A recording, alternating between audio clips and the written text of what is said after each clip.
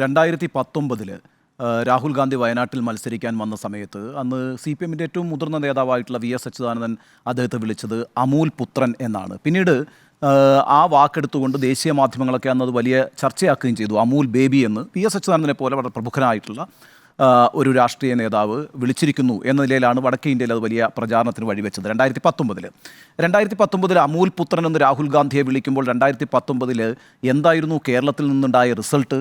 19 സീറ്റുകളാണ് UDF വിജയിച്ചു വന്നത്. ഒരു സീറ്റ് മാത്രമാണ് LDF വിജയിച്ചത്. അപ്പോൾ ആ ഒരു അനുഭവം LDF-ന് മുമ്പിൽ ഉണ്ട് എന്ന് ഞാൻ വിചാരിക്കുന്നു. ആ അനുഭവം അവർ വളരെ വ്യക്തതയോടുകൂടി മനസ്സിലാക്കേണ്ടതുണ്ട്. ഇത്തരത്തിലുള്ള പ്രയോഗങ്ങൾ ഏത് തരത്തിലുള്ള ഇമ്പാക്റ്റാണ് വോട്ടർമാർക്കിടയിൽ ഉണ്ടാക്കുക എന്നുള്ളത് ഒരിക്കൽ കൈപൊള്ളിയ അനുഭവം LDF-നുണ്ട്.